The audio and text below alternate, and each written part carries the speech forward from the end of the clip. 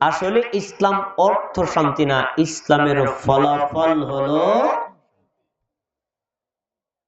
কেউ যদি ইসলামের বিধান, আল্লাহর বিধান, কোরআনের বিধান দুনিয়ার জীবনে অক্ষরে অক্ষরে মেনে চলে, আল্লাহ তাকে দুনিয়াতেও শান্তি রাখবেন, আখিরাতেও শান্তিতে রাখবেন।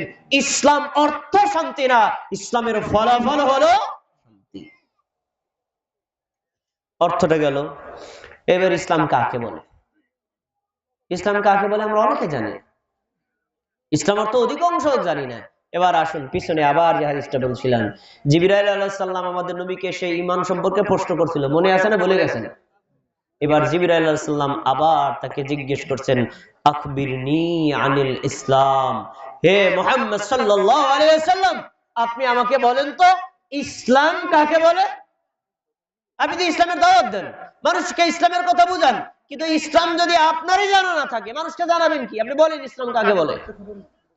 তখন রাসূল সাল্লাল্লাহু আলাইহি ওয়াসাল্লাম তাকে ইসলামের সংজ্ঞার কথা বলছেন। রাসূল যে সংজ্ঞা দিবেন, সংজ্ঞাটা মনে ভুল হবে না? ভুল হবে? তিনি কি বলছেন? আল ইসলামু আন তাশহাদা আল্লা ইলাহা ইল্লাল্লাহ, ইসলাম হলো তুমি এই সাক্ষ্য দিবা আল্লাহ ব্যতীত আর কোন সত্য ইলাহ নাই, আর আন্না মুহাম্মাদুর রাসূলুল্লাহ, নিশ্চয়ই মুহাম্মদ হলেন আল্লাহর বান্দা এবং রাসূল। এটা হলো কালেমায়ে শাহাদাত। তাহলে ইসলামের এক নম্বর ভিত্তি হলো কালেমায়ে শাহাদাত। কালেমায়ে শাহাদাতের মধ্যে দুইটা পার্ট আছে। প্রথম পার্ট তাওহীদের সাক্ষ্য, দ্বিতীয় পার্ট রিসালাতের সাক্ষ্য। প্রথম পার্ট দ্বারা মুমিন এক আল্লাহর ইবাদতের স্বীকৃতি দেয়, সমস্ত তাগুতকে বর্জনের স্বীকৃতি দিয়ে থাকে। আর দ্বিতীয় পার্টে মুমিন এই স্বীকৃতি দেয়, আল্লাহ আপনি মুহাম্মদ সাল্লাল্লাহু আলাইহি ওয়াসাল্লামকে নবী বানায়া রাসূল বানায়া পাঠাইছেন, আমি তাকে আল্লাহর বান্দা, নবী আর রাসূল হিসেবে স্বীকৃতি দিয়ে এই কথা বলছি, নবীর তরিকা ব্যতীত আর কোন তরিকায় ইবাদত করব না। এটা হলো কালিমা শাহাদাতের প্রথম অংশ। আপনাদের কাছে জিজ্ঞাসা, আপনারা তো বৃহত্তর বরিশালের অংশ, তাই না? আপনারা কি জানেন পুরো বাংলাদেশে ইসলামী শরীয়তের ইবাদতের কয় তরিকা চলে? 126 তরিকা চলে। 126টা তরিকা পর্যন্ত চলে। অথচ আমাদের আল্লাহ কয়জন, নবী কয়জন, তরিকা হবে কয়টা? বাকি 125টা বানাইছে কে? 125টা বানাইলো কে? আমরা জীবনে কোনোদিন এই বিষয়টা কল্পনা করলাম না, কোনোদিন ভাবলাম না। কালিমায়ে শাহাদাতের মধ্যেই আছে ও আন্না মুহাম্মাদুর রাসূলুল্লাহ, নিশ্চয়ই মুহাম্মদ হলেন আল্লাহর বান্দা এবং রাসূল। এই কথা দ্বারা তুমি বোঝাতে চাও সালাত, সিয়াম, হজ, যাকাত, ফরজ, ওয়াজিব, সুন্নাত, মুস্তাহাব যত মাল আছে একমাত্র নবী মুহাম্মদ সাল্লাল্লাহু আলাইহি ওয়াসাল্লামের তরিকায় করতে হবে। তার তরিকার বাইরে পীরের তরিকা, বুজুর্গের তরিকা, আলেমের তরিকা, এলাকার তরিকা, দেশের তরিকা, দশের তরিকা, পিরোজপুরের তরিকা, মাদারীপুরের তরিকা, ইংল্যান্ডের তরিকা, আমেরিকার তরিকা, সৌদি আরবের তরিকা, কোন তরিকা চলবে না। একটাই ইসলামের তরিকা, তরিকায়ে মুহাম্মদ সাল্লাল্লাহু আলাইহি ওয়াসাল্লাম। কষ্টের কথা বলি, যেখানে আমি বয়ান করতেছি এই মসজিদের নাম কি? দারুস সুন্নাহ মসজিদ এবং মাদ্রাসা। এই মসজিদ মাদ্রাসার ব্যাপারে আপনাদের অনেক কমেন্ট আছে, জানিয়ে একটা কমেন্টের উত্তর দিয়ে দিই, ভাই আপনারা কার মতো নামাজ পড়েন? আমাদের মতো মিলে না যে উত্তর বলেন তো, সবাই কার মতো পড়েন? আমরা সবাই বলেন কার মতো পড়েন? এই মসজিদের ইমাম সাহেবের মতো, খতিব সাহেবের মতো, অন্য কোন আলেমের মতো, কার মতো? তার মানে এই মসজিদে একমাত্র মুহাম্মদ সাল্লাল্লাহু আলাইহি ওয়াসাল্লামের তরিকা চলে, পৃথিবীর অন্য কারো তরিকা মসজিদে আলাও করা হয় না। এখন এই এক তরিকে মানলে যদি আপনি আমার উপর খুশি হন তাও আলহামদুলিল্লাহ, বেজার হলেও আলহামদুলিল্লাহ।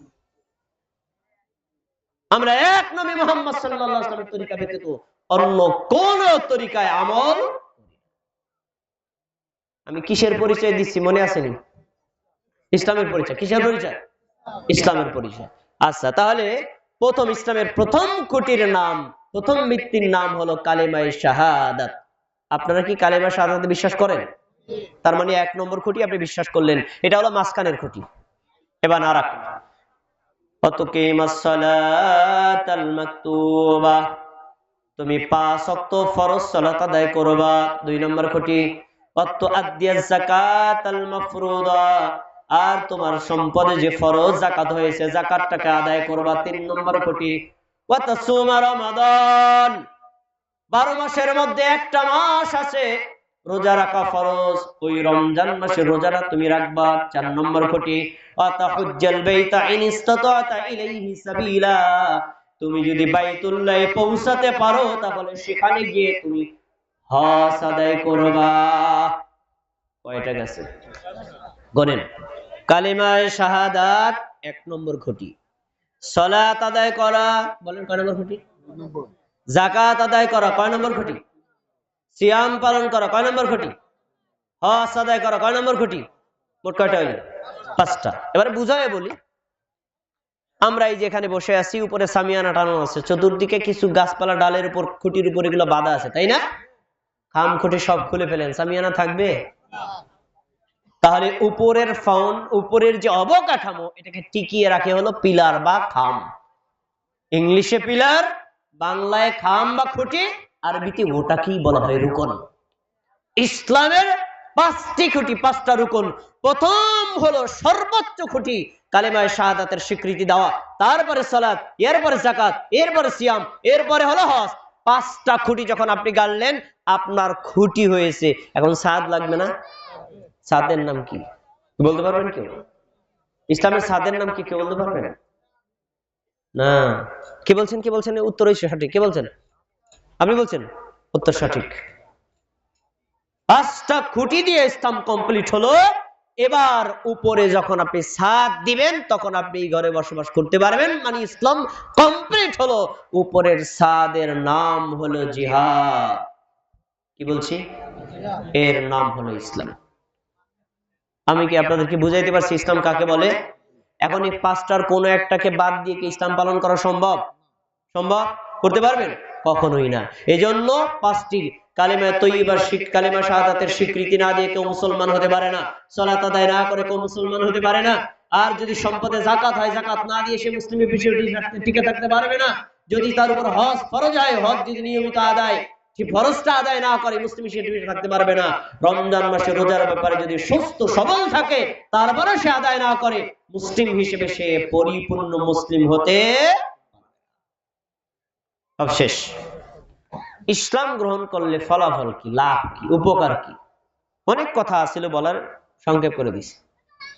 রাসূলের একজন রণকৌশলী সাহাবী ছিলেন, অত্যন্ত মানে চৌকুশ ছিলেন, স্মার্ট আর এক্সপার্ট, ব্রিলিয়ান্ট। তিনি হলেন আব্দুল্লাহ ইবনে আমর রাদিয়াল্লাহু আনহু। এই আব্দুল্লাহ ইবনে আমর রাদিয়াল্লাহু তাআলা আনহুর বাবা আমর ইবনে আস, তিনি আসছেন রাসূলের কাছে, এসে বলছেন, ইয়া রাসূলুল্লাহ উবসুতু ইয়ামিনাকা ফালিউবাইকা আলাল ইসলাম। আল্লাহ রাসূল, আমাদের তাকায় শুনেন, শেষ হাদিস, আপনার হাতটা বাড়ায় দেন, আমি আপনার হাতের উপর হাত রেখে কালেমা শাহাদাত পড়ে মুসলমান হয়ে যাব। বলেন সুবহানাল্লাহ। তিনি মুসলমান হবেন। রাসূলুল্লাহ সাল্লাল্লাহু আলাইহি ওয়াসাল্লাম ফাবাসাতা ইয়ামিনাহু, তার হাত প্রসারিত করে দিলেন, ঠিক আছে ইসলাম গ্রহণ করো। আমাদের নবী যখন হাত বাড়ায় দিয়েছেন তখন আমর তার হাতটাকে গুটায় নিয়েছেন। তখন আমাদের নবী বললেন, মা লাকা ইয়া আমর, আমর তোমার কি হলো? তুমি না বললা আমি হাত বাড়ালে তুমি মুসলমান হয়ে যাবা? আমি তো হাত বাড়াইছি, এখন তুমি হাত গুটায় নিলা কেন?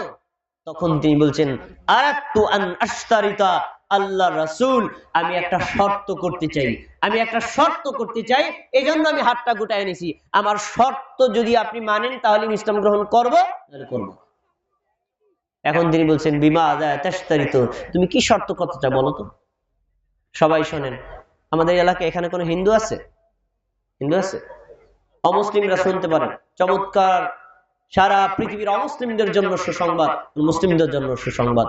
তখন তিনি বলছেন, আল্লাহ রাসূল, আমি একটা শর্ত করতে চাই। শর্তটা কি? শর্ত হলো এই, আইয়ুগফারালি, আমি যদি মুসলমান হই তাহলে আমার ইতিপূর্বে যত অপরাধ আছে এই অপরাধগুলো ক্ষমা করা হবে কি? তখন আমাদের নবী মুহাম্মদ সাল্লাল্লাহু আলাইহি ওয়াসাল্লাম বললেন, আমা আলিমতা ইয়া আমর, আমর তুমি কি জানো না আন্নাল ইসলাম ইয়াহদিমু মা কানা ক্বাবলা, কোন ব্যক্তি যদি তার বয়স 100 বছর হয়, 100 বছরে যদি সে 1000 খুন করে, যত বড় বড় অপরাধ সে করে, 100 বছর বয়সে গিয়ে যদি কালিমায়ে শাহাদাতের অন্তর থেকে স্বীকৃতি দিয়ে মুসলমান হয়ে যায়, মুসলমান হওয়ার সঙ্গে সঙ্গে ইসলাম গ্রহণ করার কারণে আল্লাহ তার পূর্বের যত অপরাধ আছে সব অপরাধগুলো ধ্বংস করে দিবেন। সুবহানাল্লাহ। যত পাপ তুমি করবা সব পাপ মুসলমান হওয়ার সঙ্গে সঙ্গে আল্লাহ ক্ষমা করে দিবেন। সারা পৃথিবীর মুসলমানদের জন্য এবং অমুসলিমদের জন্য এটা সুসংবাদ, কেউ যদি কালিমায়ে শাহাদাত পড়ে মুসলমান হয়, সে মুসলমান হওয়ার আগে যত পাপ করেছে, মুসলমান হওয়ার পরে একজন সন্তান নতুন ভূমিষ্ঠ হলে যেমন পাপ মুক্ত থাকে, লোকটা একেবারে নিষ্পাপ হয়ে যায়। বলেন সুবহানাল্লাহ। আমরাও যদি এরকম বুঝে শুনে মুসলমান হতে পারি এবং তাওহীদের রিসালাতের উপর অটল অবিচল থাকতে পারি, আমাদের পাপও ক্ষমা করে দিবেন কে? আল্লাহ। আল্লাহ তাআলা আমাদের সবাইকে ইসলামের উপর অটল থাকার তৌফিক দান করুন। মা বোনরা আসছেন, তাদের জন্য একটা হাদিস। রাসূলুল্লাহ সাল্লাল্লাহু আলাইহি ওয়াসাল্লাম বলছেন, কোন মা আর বোন যদি সে 4টা কাজ করে, কয়টা কাজ?